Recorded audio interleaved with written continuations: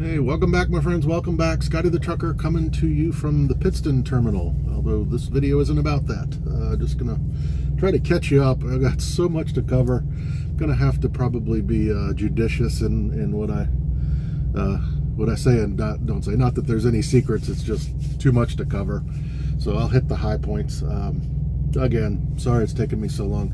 And as I've always said, if I ever am not putting out videos, it's usually a good thing. It means the trucking is kind of going along business as usual, no big issues, and that for the most part has been the case.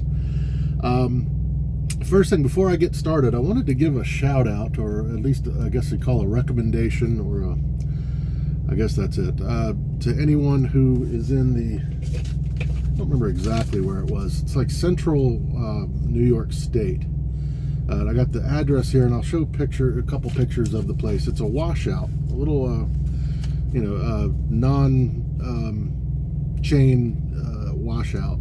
It's at 9938 Western Turnpike, Delancey, New York.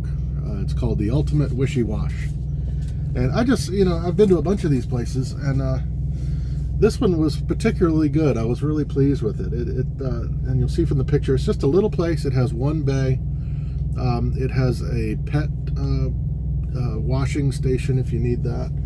And the thing that kind of put it over the edge for me as far as being fantastic was they also have one overnight parking space for customers. So you can go through, and as you're pulling out, there's a little spot, and it's where my truck is parked in the picture that I show. Just fantastic little place. They did a good job. It is on the more expensive side, I would say. Let's see how much. For my washout, I think it was, definitely on the, I think I did both. No, it's trailer washout with sanitizer, and they do the sides and the ceiling, I believe, but it was 140, so definitely on the more expensive side. But man, really nicely run place, friendly people. And like I said, if you have a pet, you can get your truck washed and get your pet washed, and you can spend the night. Nice quiet spot. So anyway, just shout out to them. Really enjoyed the experience there. All right, now bringing you up to speed. The main thing that I need to bring you up to speed is kind of revisiting my last video talking about pain. I went into a lot of detail of sciatica and my knee pain, and just that I've been kind of hurting from the left hip, left back down past my knee, and it's just become real pain in the ass trying to get around. Sitting, I'm fine. I can drive for hours. It doesn't bother me usually. Once in a while it gets a little bad. It's mainly, walking to and from truck stops and things like that. Once in a while, I won't say more than once in a while. It always hurts. It's just varying degrees. Sometimes it's not that bad. Sometimes it's excruciating, and I'm twisted and look funny. So I got an update on that, and I got to go back to my home time for Christmas. I took basically what my kids had off, I took off. It was, I think, somewhere around the 17th of December through it was supposed to be through the 2nd of January. And while I was home, I decided to get this checked out. And some of you may remember, way back, almost a little over a year ago, I did a video called Suffering OTR. It was all true, but it was meant to be kind of funny. It was me having the worst case of constipation of my life. Again, hopefully we're all sort of adults here. Really rough week. And I remember, and you'll remember if you followed me then, a couple times after that I made a comment just almost in passing that this doesn't seem like it, it seems like it might be a little more than sciatica. I mentioned that it felt deeper. It's in the same spot as sciatica pain on the left side. But it felt a little deeper than that, and I was like a little concerned that it was something to do with my kidney. And this pain I've had almost since then. I think that was really when it came on, was that week. I've got a pain in the front left, kind of opposite, where your appendix is, that spot, but on the other side. I have that, and whenever that is hurting, so is the kidney area. They kind of mirror each other. They're two separate spots, but when it's mild, both are mild. When it's, really uncomfortable, it's both. Some of you probably already putting two and two together, what I'm getting at here. Anyway, I was supposed to be home for 2 weeks, and I went to a urologist, and lo and behold, they sent, I've had all kinds of appointments. I'm going to try to keep them all straight. But during that 2 weeks, I had an initial appointment with a urologist. He sent me to the hospital for a CAT, not the hospital, another place for a CAT scan. I went and got the CAT scan another day. Came back for a follow-up on the CAT scan. That's the third one. Not to mention I had my DOT physical the week before, so I was in and out of the doctors all the time. The results of the CAT scan. I have 2, possibly 3 kidney stones that and the one that spot in the front, the one that's opposite the appendix, is humongous. I think he said 12 millimeters by 4, I think is what he said. Now, I mean, that's hard to imagine, especially, well, it's just hard to imagine that it's that big. I hope I'm mistaken, but I'm pretty sure he said 12 millimeters by 4. He said it's enormous. It's not going to come out by itself. He said, I'm shocked that you haven't been in for, before this, for the amount of pain this should be giving you. And anyway, I told him, I've had the pain the whole time, but I've lived with sciatica my whole life, and this feels the same as sciatica. It's in the same spot. So anyway, this one apparently in the front has gone unchecked for a long time, at least probably since that video a year ago. So we immediately, he set up a procedure to be done where they basically go up with a tube and a camera and some kind of laser Star Wars shit goes up where, and they blast it, and they come out with a stent. They put a stent in there so that whatever the particles and stuff can come out easier, and then after that you come back, and anyway, so it's again 3 appointments that you have to have. It's a pre-appointment where you go and get your blood done, height, weight, BMI, stuff like that, and then you have the procedure, and then you have a post, and there's got to be time in between, especially the post one. They need several days because they want to check on you.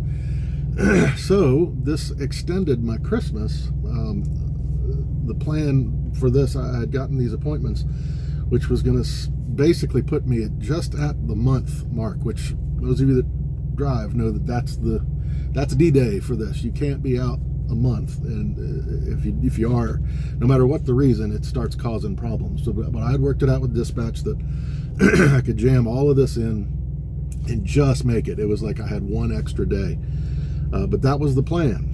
So I went for my pre-op for this. It's an outpatient procedure, and it's not supposed to, take a long recovery.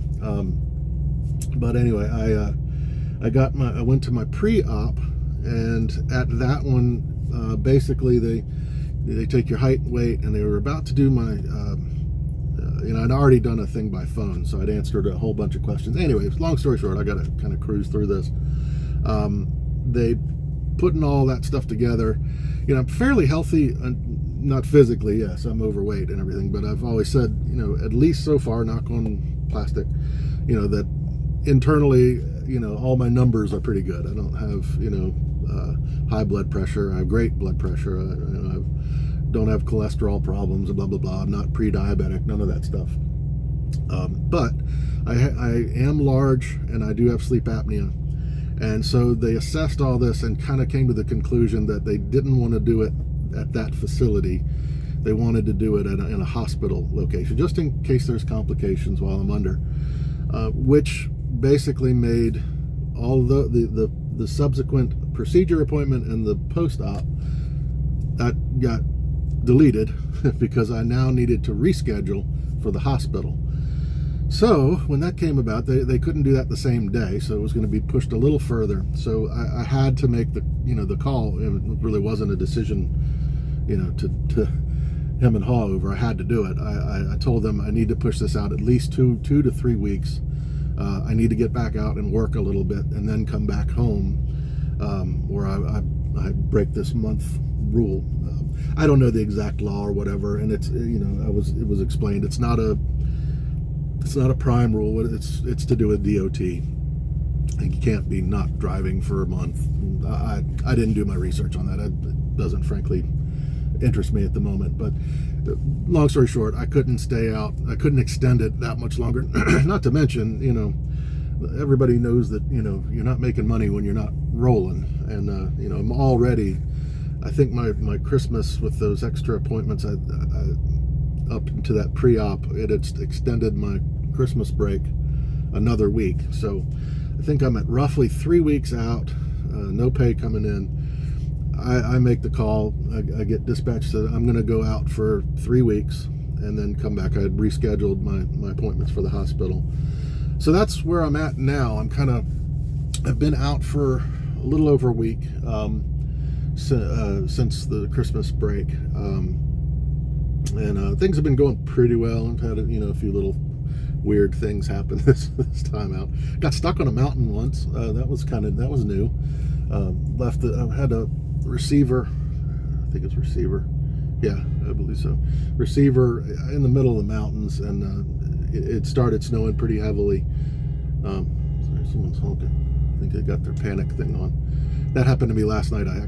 Your panic button is on your code to start your truck, and at 1 a.m. I must have held down the panic button, which is part of my code, a little too long, and it went off, and I could not get that damn thing to turn off to save my life. Anyway, I'm up in the mountains. It's snowing pretty hard, but the roads around this place were pretty good. And anyway, I headed out, and first road is full. It's got snow on it, but it's fine. Second road, fine. Everything seemed, plows had gone by. Third road looked fine in the beginning. I turned on it. It was fine for a bit. And then it became very clear that no plows had touched it. And this is one of those up and down, winter, up and down, type of mountain roads. And it had not seen a plow yet. So I go about halfway up the hill, and it becomes clear this truck ain't going to make it up the hill. It's spinning and everything. So I pull over. I had already made the call in my head that I was gonna find the first available spot, that this is crazy, this is too much snow on the road. I was gonna pull over for safety anyway, but it all happened right then. It's like, I shouldn't be in this, and then boom, I can't move. I can't get up the hill. So I pull over. Long story short, plows did eventually start passing. One guy on a plow stopped. He said, I'm going to try to help you get out. Let me do a couple more passes. So he did. The road looked a little better, but I'm on the side and I'm in the snow. I'm still stuck. So he blasted a whole bunch of that salt mixture, whatever that is, under all my drives. A good amount of that to give me some traction. Long story short, I was able to get out of there. It was a pretty treacherous little drive there for a bit, but I got out, and it turned out okay. So that was kind of fun.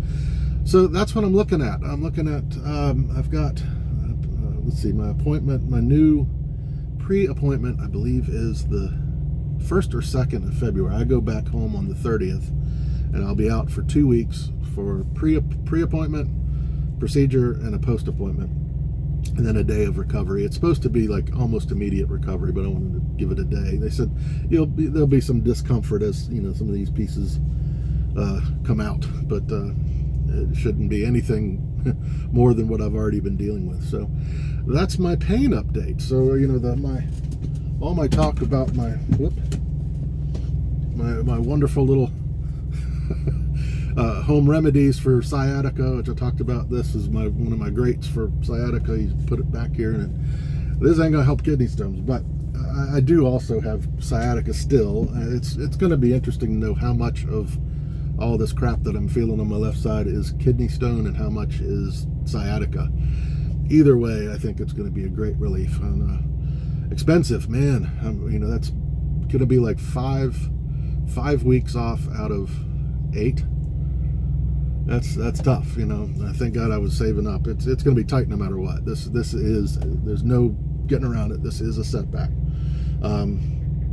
Financially. Not only that, you got all your deductibles, but of course this happens January. You got all your nice, fresh and new deductibles to pay on everything. So this will be paying through the nose on this stuff. So I'm gonna make it. It's gonna be fine. I do have enough to span it. We have that contingency plan in place or whatever, but it's gonna be tight. There's no doubt of that. And that's what I'll to tie it into trucking. Those of you thinking of coming out, again, I'm not the money, show your pay stubs, all that crap. It's just not my focus on this channel. There's plenty of good channels that will go through that with you, and I endorse those. I agree with almost all of them. bottom line out here is if you have a head on your shoulders, you can make money. But these are the times that you got to be careful of. Even in a bad market, you know, you can make it through if you're smart. You know, and it's not that difficult to at least, you know, make it through okay.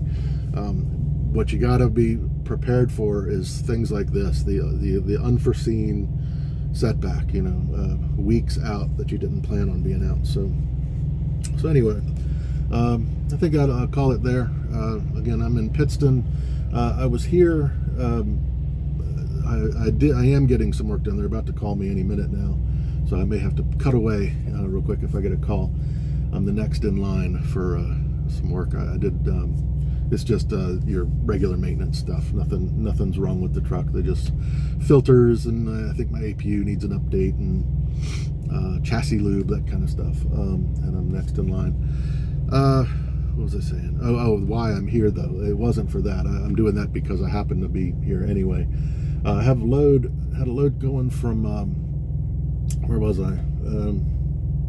Kentucky, yeah, Louisville, Kentucky, to a place in Massachusetts, and I've been running hard, and my 70 has been down. I've got nice recaps kind of lined up. I do tend to like to, you know, keep a good set of recaps on, you know, coming, but it was getting real tight. And the final day, I was going into the final day, it was the day before my last drive shift. It would have been 9 hours drive to my 90, and I had exactly 10 hours to get there, or actually a little less, tiny bit less than 10 hours to get there. And it was going to be slow going, you know, because of the snow and all that anyway, and it just wasn't enough wiggle room for me and or my dispatch to be comfortable. So they had decided to send me to Pittston, and they're gonna repower me. I'm sure that's already gone, because I came in wee hours of the morning this morning. So that's that. I'm trying to think anything real quick, things in trucking that's happened to me this week. I can't. I'm sure I'll think of it as soon as I get off. But anyway, good to talk to you folks. 1,000 subscribers. I finally hit it. Thank you to all my subscribers, old and new. I'm hit my 1,000. So that was a nice milestone for the channel. I hope to continue, and like I said, I'm gonna actually broken record, but I'm gonna try to put out more videos.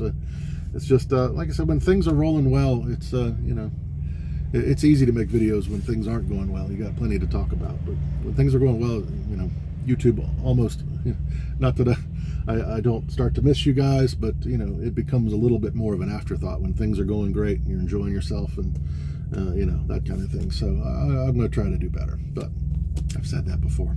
All right, guys, I hope y'all are having a wonderful Friday, I believe it is, and I'll talk to you soon. Bye-bye.